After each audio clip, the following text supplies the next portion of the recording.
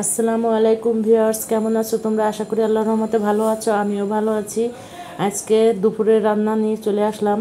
আজকে দুপুরে রান্না করব হাঁসের মাংস। যদিও গরমের দিন হাঁসের মাংস খাওয়াটা ঠিক হয় না, তারপরও যেহেতু ফ্রিজে রয়েছে অনেক দিন, তাই আজকে হাঁসের মাংসটা রান্না করব। এই যে এখানে আমি গুঁড়া মশলাগুলো দিব। লবণ দিলাম, হলুদ দিয়ে দিলাম পরিমাণ মতো।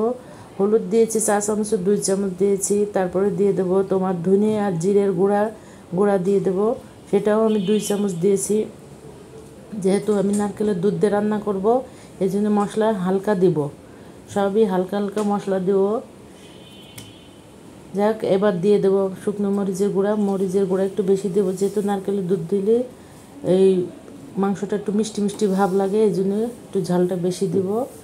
দেওয়ার পরে তারপরে আমরা গুঁড়া মশলা দেওয়ার পরে এবার দেবো আমি কিছু আস্ত মশলা, তেজপাতা, লং, দারচিনি। এই যে তেজপাতা দিয়ে দিলাম, তারপরে দিয়ে দেব দারচিনি দিলাম পরিমাণ মতো, মানে 2-3 টুকরা দিয়েছি দারচিনি। তারপরে দিয়ে দিলাম লং, দিলাম প্রায় 8-10টা, এলাচও দিয়েছি প্রায় 8-10টা মতো। আর পেঁয়াজ, আজকে পেঁয়াজটা একটু কম দিব। আর দিব সয়াবিন তেল, আজকে সয়াবিন তেল দিয়ে হাঁসের মাংসটা রান্না করব। এই যে দিয়ে দিলাম সয়াবিন তেল পরিমাণ মতো দিলাম, এবং এরপরে দিব আমি বাটা মশলার মধ্যে আদা রসুন এই দুটাই এলো বাটা মশলা দিব। এই যে আদা দিয়ে দিলাম, আদা আর রসুনের পরিমাণ হাঁসের মাংসে একই রকম থাকবে। এই 2 চা চামচ করে দিয়েছি, এটাও পরিমাণ করে 2 চা চামচের মতো দিয়েছি। দিয়ে আর দিয়ে দেব টমেটোর পেস্টের 2 কিউব টমেটো, এই যে দিয়ে দিলাম।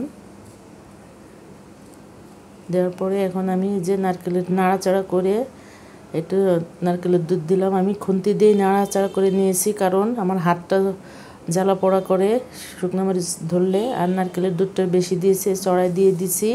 আর এদিকে আমি আজকে পোলাওটা রান্না করব হাতে মাখায়, যেহেতু পোলাও রান্না করব অল্প ছেলে আর মেয়ের জন্য। যে সব মশলা আমি এখানে দিয়েছি, তেজপাতা, লং, দারচিনি, এলাচ, পেঁয়াজ, আদা দিয়েছি, রসুন দিব না, আদা দিয়েছি সামান্য, দিয়ে লবণ দিলাম পরিমাণ মতো, দিয়ে মেখে ঝুঁকে চুলায় বসিয়ে দেবো। শুধুমাত্র গরম পানিটা দেবো এর মধ্যে। এই যে চুলায় বসিয়ে দিয়েছি, এরপরে দিলাম গরম পানি, পরিমাণ মতন গরম পানি দিয়ে আমি ঢেকে দেব।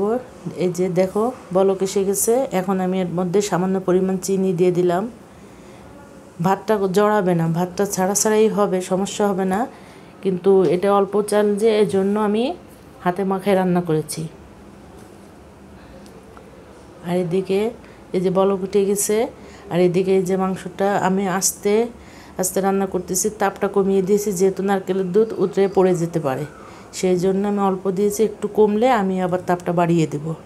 আর এখানে যে ভাতটা বলক এসে গেছে প্রায়, এবার মধ্যে আমি 3-4টে কাঁচামরিচ দিয়ে ঢেকে দেব। এই যে এদিকে মাংস দেখো কষানো হয়ে গেছে, এই যে কতটা সুন্দর হয়েছে, তেল উঠে গেছে, যেহেতু বুঝতে হবে মাংসটা ভালোভাবে পারফেক্টভাবে কষানো হয়ে গেছে। এখন আমি এর মধ্যে গরম পানি দিয়েছি এবং রান্নাটা আমার কমপ্লিট হয়ে গেছে।